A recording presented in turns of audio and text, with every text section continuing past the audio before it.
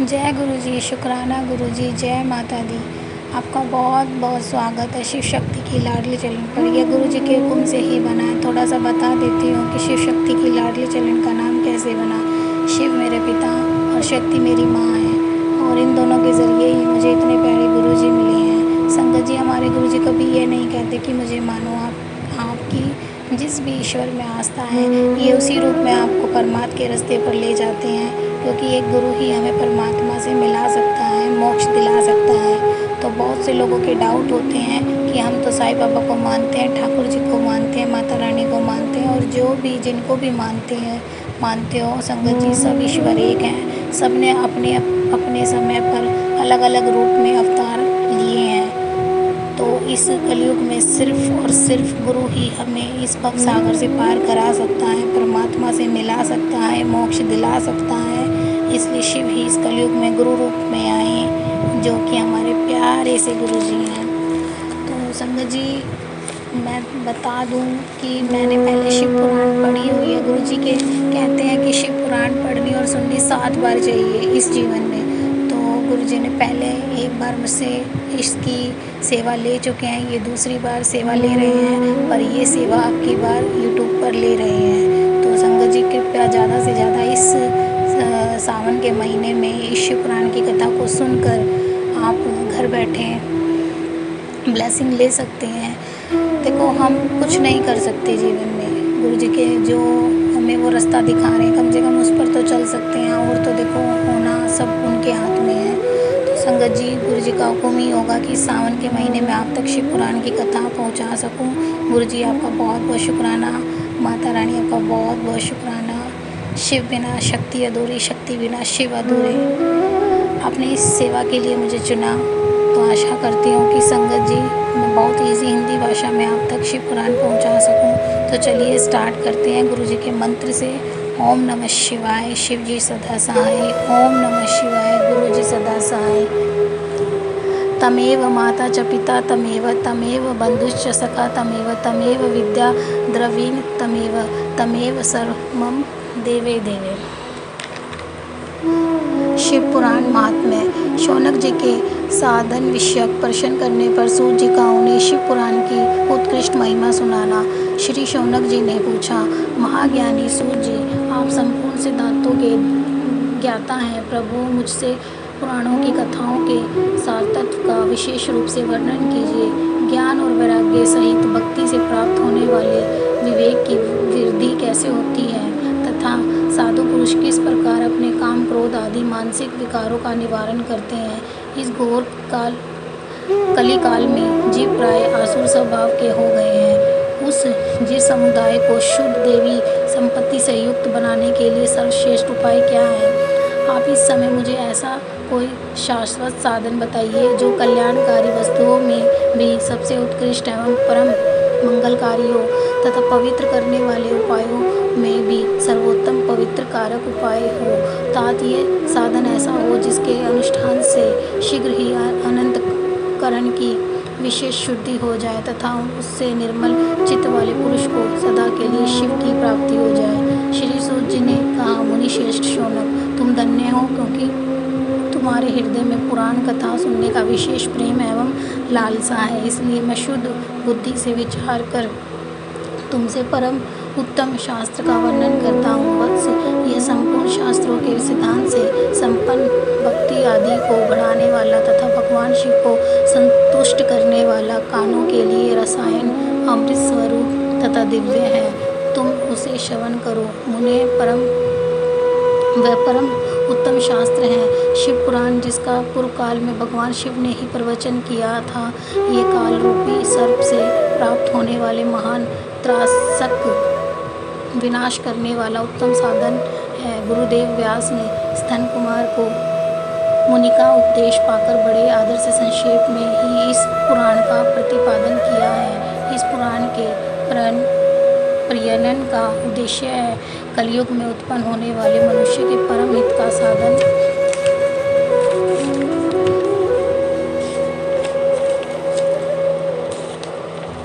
है। ये शिव पुराण परम उत्तम शास्त्र है। इसे भूतल पर भगवान शिव का वाङ्मय स्वरूप समझना चाहिए और ये सब प्रकार से इसका सेवन करना चाहिए। इसका पठन और श्रवण सर्वसाधन रूप है। इसे शिव भक्ति पाकर श्रेष्ठतम स्थिति में पहुँचा हुआ मनुष्य शीघ्र ही शिव पद को प्राप्त कर लेता है। इसलिए संपूर्ण यत्न करके मनुष्य ने इस पुराण को पढ़ने की इच्छा की है अथवा इसके अध्ययन को अभीष्ट साधन माना है। इसी तरह इसका प्रेम पूर्वक श्रवण भी संपूर्ण मनोवांछित फलों को देने वाला है।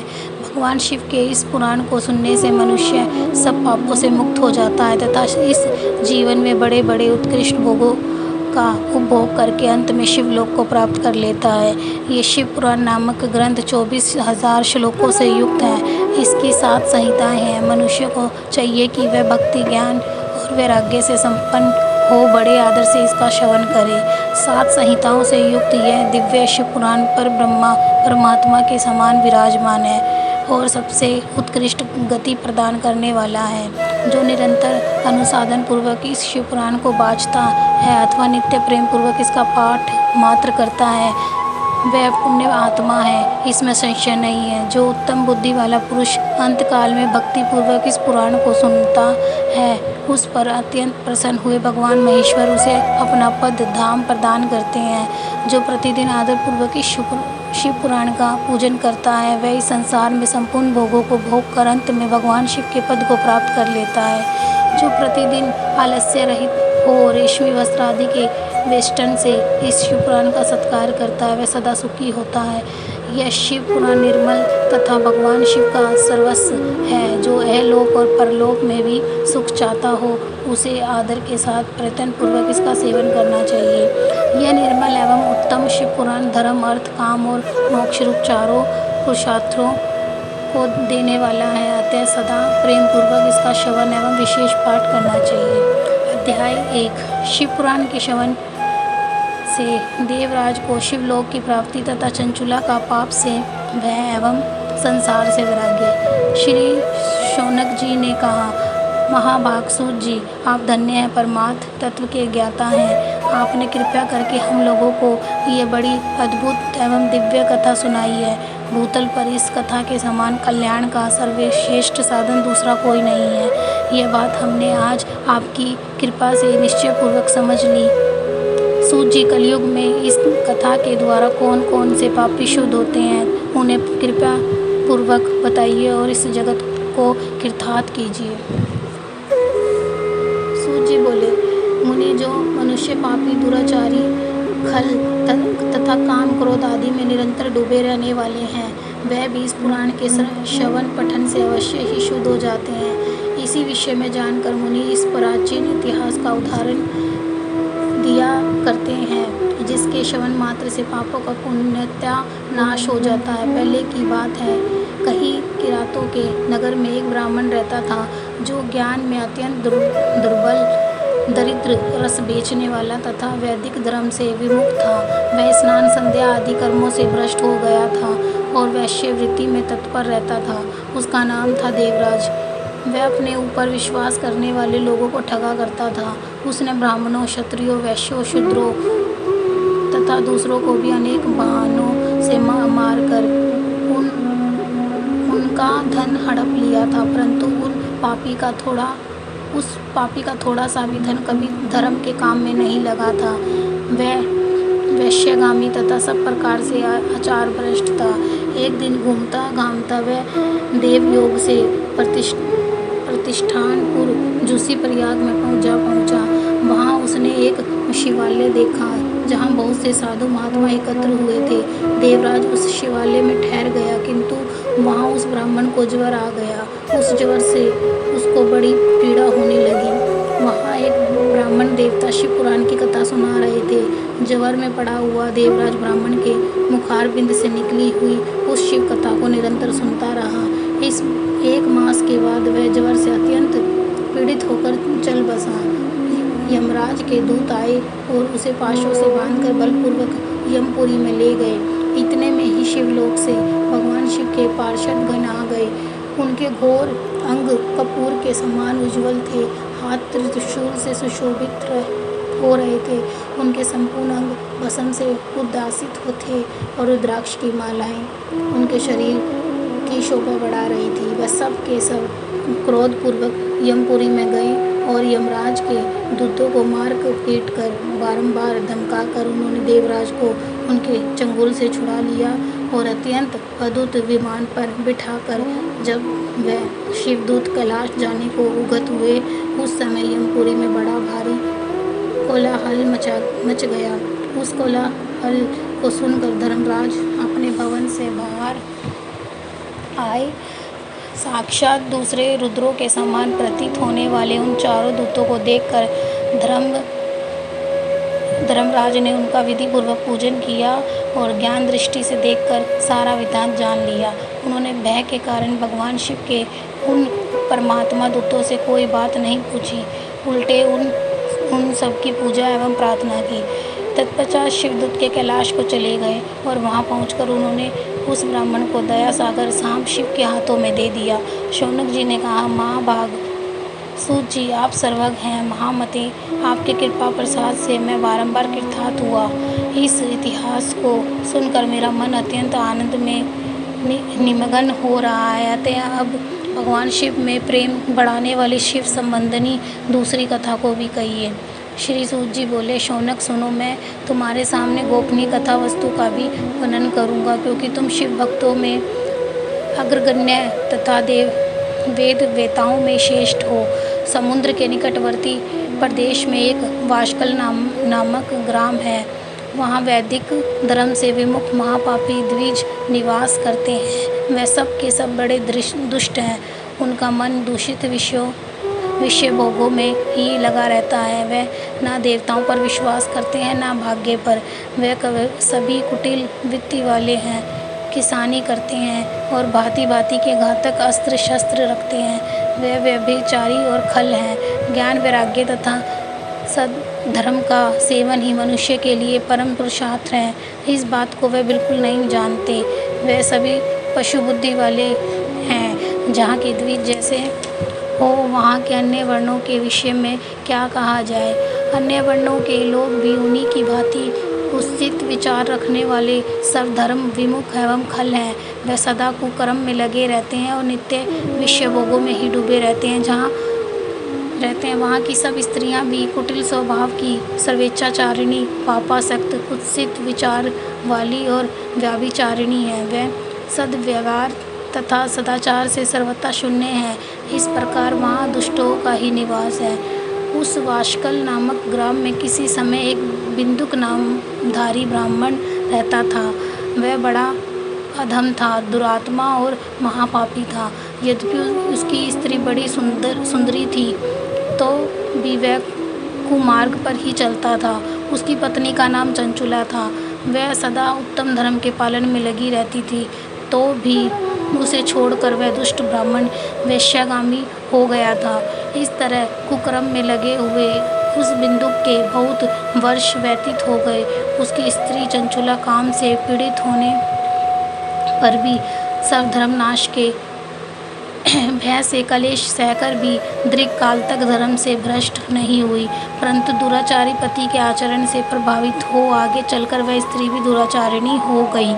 इस तरह दुराचार में डूबे हुए उन मूढ़ चित्त वाले पति पत्नी का बहुत सा समय व्यर्थ बीत गया।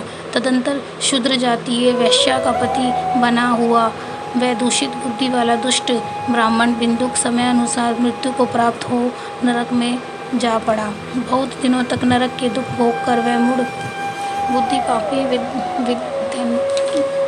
विदन्य पर्वत पर भयंकर पिशाच हुआ। इधर उस दुराचारी पति बिंदुक के मर जाने पर वह मूढ़ हृदय चंचुला बहुत समय तक पुत्रों के साथ अपने घर में ही रही। एक दिन देवयोग से किसी पुण्य पर्व के आने पर वह स्त्री भाई बंधुओं के साथ गोकर्ण क्षेत्र में चली गई। तीर्थ यात्रियों के संग से उसने भी उस समय जाकर किसी तीर्थ के जल में स्नान किया। फिर वह साधारणतः मेला देखने की दृष्टि से सब बंधुजनों के साथ यत्र तत्र घूमने लगी। घूमती घामती किसी देव मंदिर में गई और वहाँ उसने एक देवक ब्राह्मण के मुख से भगवान शिव की परम पवित्र एवं मंगलकारिणी उत्तम पौराणिक कथा सुनी। कथावाचक ब्राह्मण कह रहे थे कि जो स्त्री पर पुरुष के साथ व्यभिचार जाती है तथा यमराज के दूत उसकी योनि में तपे हुए लोहे का परियग डालते हैं। पौराणिक ब्राह्मण के मुख से यह वैराग्य बढ़ाने वाली कथा सुनकर चंचुला भय से व्याकुल हो वहाँ कांपने लगी।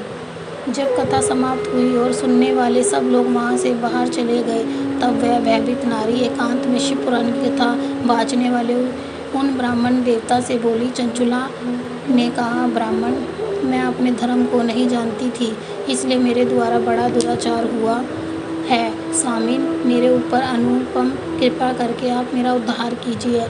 आज आपके वैराग्य रस से ओत-प्रोत इस प्रवचन को सुनकर मुझे बड़ा भय लग रहा है। मैं काँप उठी हूँ और मुझे इस संसार से वैराग्य हो गया है।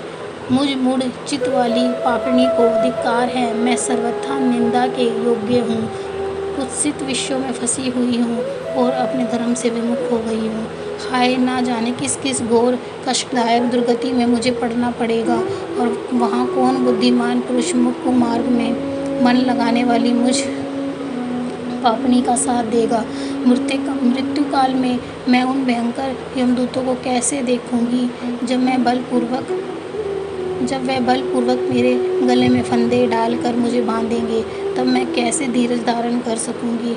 नरक में जब मेरे शरीर के टुकड़े टुकड़े किए जाएंगे, उस समय विशेष दुख देने वाली उस महा यातना को मैं वहाँ कैसे सहूँगी। हाय, मैं मारी गई, मैं जल गई, मेरा हृदय विदीर्ण हो गया और मैं सब प्रकार से नष्ट हो गई, क्योंकि मैं हर तरह से पाप में डूबी रही हूँ। ब्राह्मण, आप ही मेरे गुरु, आप ही माता, आप ही पिता हैं। आपकी शरण में आई हूँ। मुझ दीन अबला का आप ही उद्धार कीजिए। सूत जी कहते हैं, शौनक इस प्रकार खेद और वैराग्य से युक्त हुई ब्राह्मण देवता के दोनों चरणों में गिर पड़ी। तब उन बुद्धिमान ब्राह्मण ने कृपा पूर्वक उसे उठाया और इस प्रकार कहा। अध्याय 2। चंचुला की प्रार्थना से ब्राह्मण का उसे पूरा शिव पुराण सुनाना और समय अनुसार शरीर छोड़कर शिवलोक में जा पहुंचा, जहाँ चंचुला का पार्वती जी की सखी एवं सुखी होना। ब्राह्मण बोले, नारी, सौभाग्य की बात है कि भगवान शंकर की कृपा से शिव पुराण की इस वैराग्य युक्त कथा को सुनकर तुम्हें समय पर चेत हो गया है। ब्राह्मण पत्नी, तुम डरो मत, भगवान शिव की शरण में जाओ। शिव की कृपा से सारा पाप तत्काल नष्ट हो जाता है।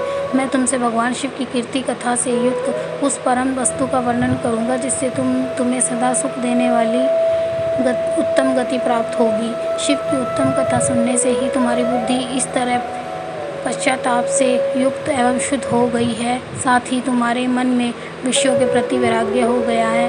पश्चाताप ही पाप करने वाले पापियों के लिए सबसे बड़ा प्रायश्चित है। तत्पुरुषों ने सबके लिए पश्चाताप को ही समस्त पापों का शोधक बताया है। पश्चाताप से ही पापों की शुद्धि होती है। जो पश्चाताप करता है वही वास्तव में पापों का प्रायश्चित करता है, क्योंकि सत्पुरुषों ने समस्त पापों की शुद्धि के लिए जैसे प्रायश्चित का उपदेश किया है, वह सब पश्चाताप से प्रसन्न हो जाता है।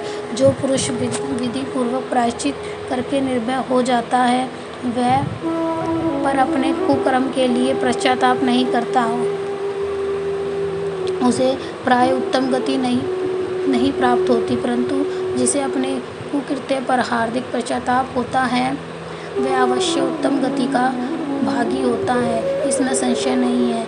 इस पुराण की कथा सुनने से जैसी चित्त शुद्धि होती है, वैसी दूसरे उपायों से नहीं होती। जैसे दर्पण साफ करने पर निर्मल हो जाता है, उसी प्रकार इस शिव पुराण की कथा से चित्त अत्यंत शुद्ध हो जाता है, इसमें संशय नहीं है। मनुष्यों के शुद्ध चित्त में जगदम्बा पार्वती सहित भगवान शिव विराजमान रहते हैं। इससे वह विशुद्ध आत्मा पुरुष श्री सांब सदाशिव के पद को प्राप्त होता है। इस उत्तम कथा का श्रवण समस्त मनुष्य के लिए कल्याण का बीज है। अतः यथोचित शास्त्रोक्त मार्ग से इसकी आराधना अथवा सेवा करनी चाहिए। यह भव बंधन रूपी रोग का नाश करने वाली है। भगवान शिव की कथा को सुनकर फिर अपने हृदय में उसका मनन एवं निधिध्यासन करना चाहिए। इससे पुण्यता चित्त शुद्धि हो जाती है। चित्त शुद्धि होने से महेश्वर की भक्ति अपने दोनों पुत्रों ज्ञान और वैराग्य के साथ निश्चय ही प्रकट होती है। तत्पश्चात महेश्वर के अनुग्रह से दिव्य मुक्ति प्राप्त होती है, इसमें संशय नहीं है। जो मुक्ति से वंचित है उसे पशु समझना चाहिए, क्योंकि उसका चित्त माया के बंधन में आसक्त है। वह निश्चय ही संसार बंधन से मुक्त नहीं हो पाता। ब्राह्मण पत्नी, इसलिए तुम विश्व से मन को हटा लो और भक्ति भाव से भगवान शंकर की इस परम पावन कथा को सुनो। परमात्मा शंकर की इस कथा को सुनने से तुम्हारे चित्त की शुद्धि होगी और इससे तुम्हें मोक्ष की प्राप्ति हो जाएगी। जो निर्मल चित्त से भगवान शिव के चरण बिंदु का चिंतन करता है उसकी एक ही जन्म में मुक्ति हो जाती है। यह मैं तुमसे सत्य सत्य कहता हूँ। सूत जी कहते हैं, शौनक, इतना कहकर वह श्रेष्ठ शिव भक्त ब्राह्मण चुप हो गया। उनका हृदय करुणा से आर्द्र हो गया था। वह शुद्ध चित्त महात्मा भगवान शिव के ध्यान में मगन हो गए। तदंतर बिंदु की पत्नी चंचुला मन ही मन प्रसन्न हो उठी। ब्राह्मण का उपदेश सुनकर उसके नेत्रों में आनंद के आंसू छलक आए थे। वह ब्राह्मण पत्नी चंचुला हर्ष भरे हृदय से उन श्रेष्ठ ब्राह्मण के दोनों चरणों में गिर पड़ी और हाथ जोड़कर बोली, मैं कृतार्थ हो गई।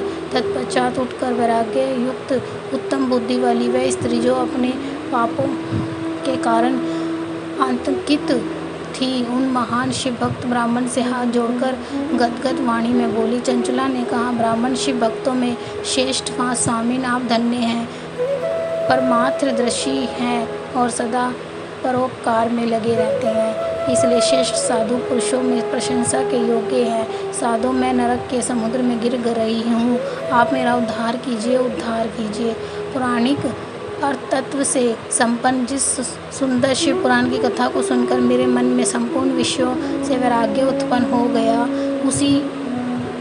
इस शिव पुराण को सुनने के लिए इस समय मेरे मन में बड़ी श्रद्धा हो रही है। सूत जी कहते हैं, ऐसा कहकर हाथ जोड़ उनका अनुग्रह पाकर चंचुला उस शिव पुराण की कथा को सुनने की इच्छा मन में लिए उन ब्राह्मण देवता की सेवा में तत्पर हो वहाँ रहने लगी। तदंतर शिव भक्तों में श्रेष्ठ और शुद्ध बुद्धि वाले उन ब्राह्मण देव ने उसी स्थान पर उस स्त्री को शिव पुराण की उत्तम कथा सुनाई।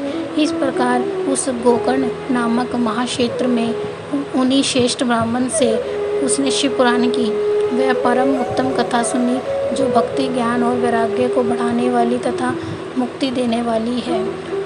उस परम उत्तम कथा को सुनकर वह ब्राह्मण पत्नी अत्यंत कृतार्थ हो गई।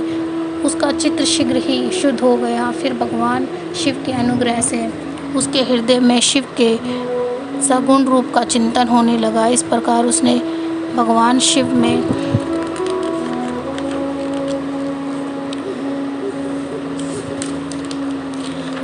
में लगी रहने वाली उत्तम बुद्धि पाकर शिव के सच्चिदानंदमय स्वरूप का बारंबार चिंतन आरंभ किया। तत्पश्चात समय के पूरे होने पर भक्ति ज्ञान और वैराग्य से युक्त हुई। चंचुला ने अपने शरीर को बिना किसी कष्ट के त्याग दिया। इतने में ही त्रिपुर शत्रु भगवान शिव का भेजा हुआ एक दिव्य विमान दूत गति से वहां पहुंचा, जो उनके अपने गणों से संयुक्त और भांति भांति के शोभा साधनों से संपन्न था। चंचुला उस विमान पर आरूढ़ हुई और भगवान शिव के श्रेष्ठ पार्षदों ने उसे तत्काल शिवपुरी में पहुंचा दिया। उसके सारे मल धुल गए थे।